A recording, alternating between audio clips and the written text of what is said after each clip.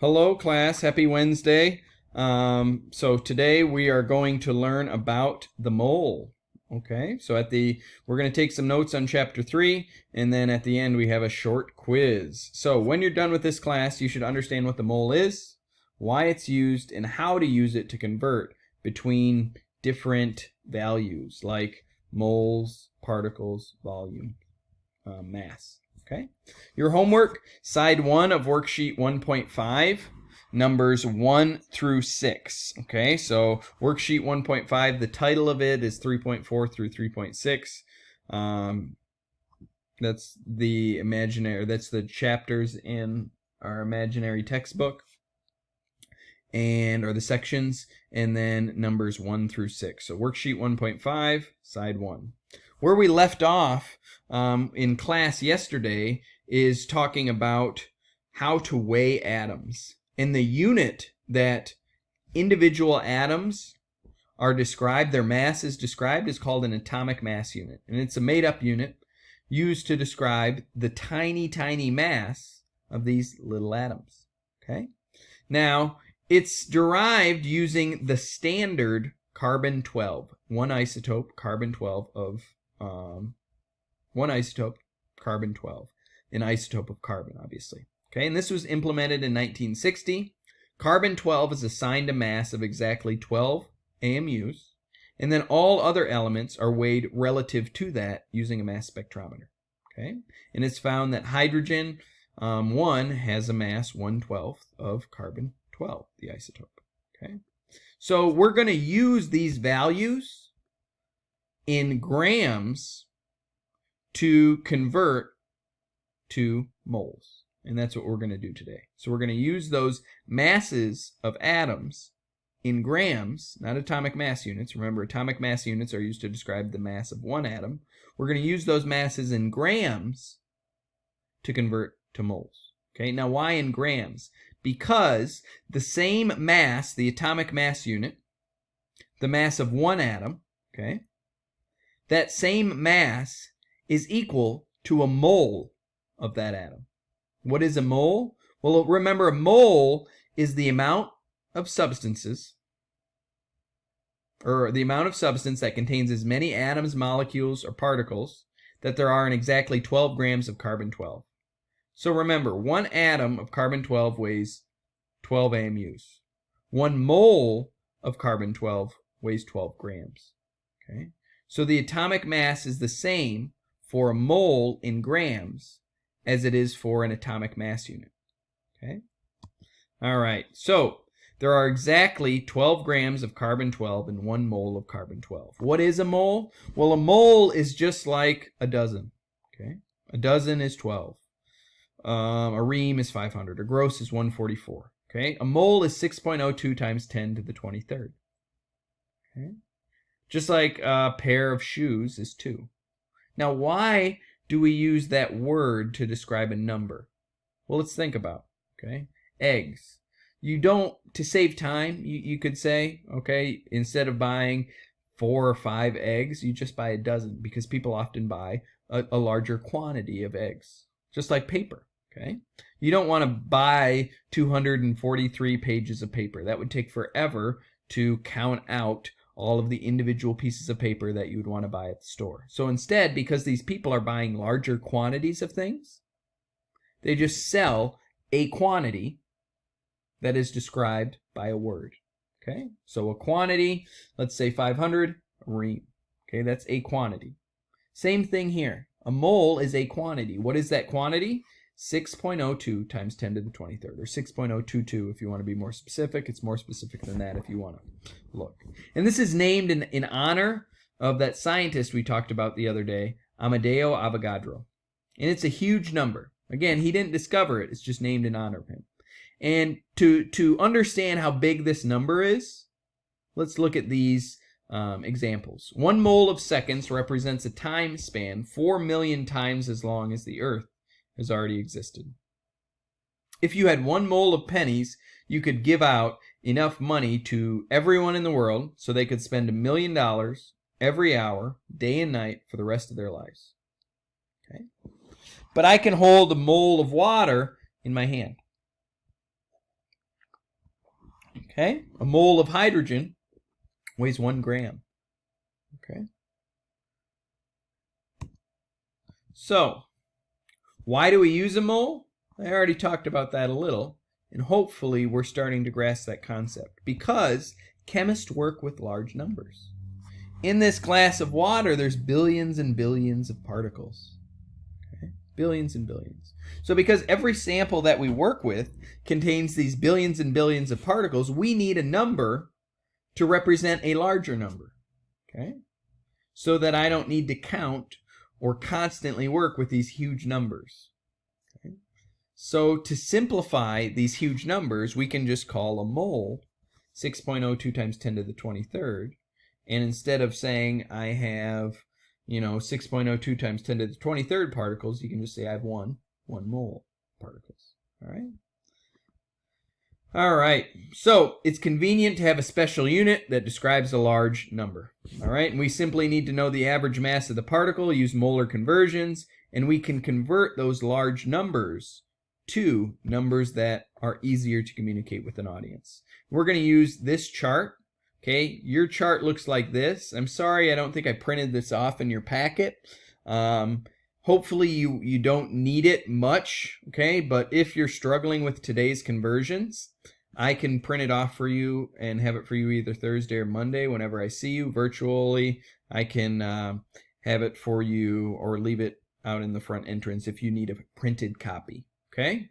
Everybody has a copy of this in today's agenda. So you have this copy, it's found in today's PowerPoint, but I also have the copy as a PDF in today's agenda, okay? And we're going to use that to convert amongst different units. All right, so a mole, hopefully we know, 6.02 times 10 to the 23rd. Now when you look at substances, they're not going to look the same. This is a mole of sucrose, this is a mole of copper. It looks like there's more sucrose. But if I look at and I count the particles that make up that substance, they're the same. Just like a mole of feathers or a dozen feathers weighs different than a dozen rocks. It's describing how many there are, not the size of the particle. Okay? All right. So, molar masses are what we're going to use a lot in our conversions. Now remember, a mole is 6.02 times 10 to the 23rd, so a molar mass is the mass of 1 mole. How many? 6.02 times 10 to the 23rd. Now, when I look at the molar mass of different elements, they're obviously going to be way different because a dozen rocks weighs different than a dozen feathers, just like a mole of carbon weighs different than a mole of iron. It's the mass of 6.02 times 10 to the 23rd of those particles, which have different masses. For example, carbon dioxide. Carbon dioxide's molar mass is carbon plus oxygen plus oxygen. Well, what is the mass of 1 mole of each of those particles or elements that make up that compound? I find that on my periodic table. Remember, this is the mass of 1 atom in AMUs, but it's the mass of 1 mole in grams. This is the mass of 1 atom in AMUs of oxygen. This is the mass of 1 mole in grams of oxygen. So 1 mole of CO2, I need to add up a mole of carbon, a mole of oxygen, and another mole of oxygen. Because in 1 mole of CO2, there's 1 carbon and 2 oxygens. So this is my molar mass of CO2. Okay? Why don't you take a second and pause the video and calculate the mass of H2O. Go. All right, H2O, made up of, obviously, hydrogen and oxygen. What is the molar mass of H2O? 2 hydrogens. So I take this. I know this is a little more specific than maybe the periodic table you're using, but they're both close, 1.01.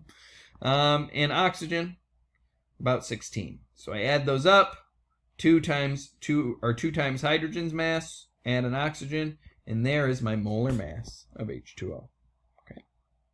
All right, so therefore 1 mole of water, which is 6.02 times 10 to the 23rd, if I had 1 mole of water, if I had 18 grams of water, I would have 6.02 times 10 to the 23rd particles. All right? Now, when we're calculating the formula masses, okay, you need to, again, take into account how many of each there are, okay? There are 3 oxygens, but only 1 carbon. and 1 magnesium. Okay, formula mass, same thing as molar mass of a compound. Okay, of a compound when it has more than one element. All right, now we're going to use that, like I said, to convert. What's an example, or what do I mean by that conversion? Why is this useful? Because what we can do is we can take that molar mass, which is the mass of 1 mole, and use it as a conversion factor. For example, how many grams of lithium are 3.5 moles of lithium? So what I need to do is convert, just like we did dimensional analysis earlier. I set it up like this. The unit that I'm starting with goes out front, where I'm coming from goes on bottom. Remember, my conversion factor now, if I look back at the last slide, is molar mass over 1 mole, or 1 mole over molar mass. And on your diagram, your conversion sheet, okay, that you can either print off or grab in class or just look at, we can use that conversion factor to get between grams and moles. Okay, so in this case, I'm starting at 3.5 moles, I'm going to grams by multiplying by the molar mass of lithium. Notice how moles cancels, and I'm left with grams. So this is the mass of 3.5 moles of lithium. I'm converting. All right? Take a second, pause, you try to do this. All right, so I'm starting with 18.2 grams of lithium. I'm going to moles, same thing but opposite. In this case, now the molar mass in grams goes on bottom, so I divide, and I get an answer of 2.62. Okay? All right, what if I want to go to atoms? So if I start at moles and I want to go to atoms, you could look at your conversion chart, or you can remember, well, how many atoms are in a mole? Because that's what I'm converting between. I'm converting from moles to atoms. How many of anything are there in a mole? 6.0, 2 times 10 to the 23rd.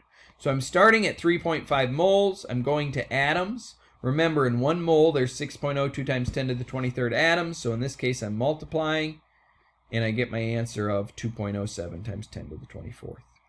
Another way we can use conversion factors to solve problems. All right, take a second, pause, try this problem.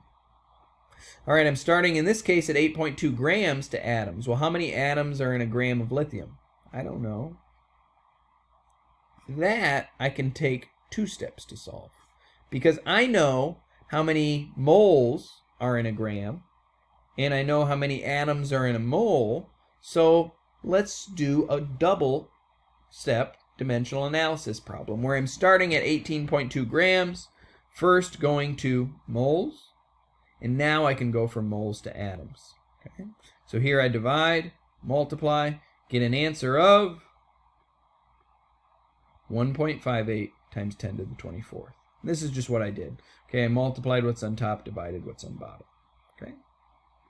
All right. What is the mass of 5 lithium atoms? Now, this might not be as intuitive to you, but using these conversion factors, try to pause the video and solve. All right, so here we're looking at 5 atoms. What is the mass? So what do I know? Well, do you know how to get from atoms to grams? It's not as easy. I know how to get from atoms to moles and then moles to grams. But if I look here, I see atoms to AMUs and then AMUs to grams. And that would help. Okay, you could do this a variety of ways. Let's use what's given to me. So I'm starting with 5 atoms of lithium using this conversion factor. Remember, the mass of 1 lithium weighs this in AMUs. So that now gives me my mass of 5 atoms in AMUs. Okay? 1 gram equals 6.02 times 10 to the 23rd AMUs, or atomic mass units. And that allows me to convert between AMUs and grams. Okay? All right. And another way of doing that is you should be able to go from atoms to moles and then moles to grams as well. Okay? It's up to you which route you want to take. All right. Take a second, pause this video. Start at 1 oxygen atom, go to grams. All right. So I start at 1 atom, I go to AMUs.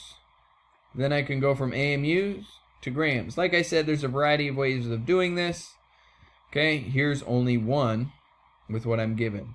Very small number. Okay, and that's why we use AMUs to describe the mass of 1 atom, not grams. Because if we used grams, it would be a very, very tiny number when I'm talking about individual atoms. All right? All right. I think lastly, today we're going to talk about percent composition, and then we're going to use this percent composition on Thursday to talk about formulas. Okay? So when I'm describing a compound, I can describe the molar mass of that compound, and I can also describe the percent makeup of elements in that compound. And this is going to be useful when taking mass spectrometry data and determining the formula of compounds. Okay, so this is going to be useful when determining the formula of compounds, and this will make more sense next class. For now, let's just learn what percent composition is and how to calculate it. All right? Now, when I look at a compound like H2O, you might think that there's more hydrogen than oxygen. But if we're looking by mass, even though there's 2 hydrogen to 1 oxygen, there's a lot more oxygen because oxygen has a larger molar mass.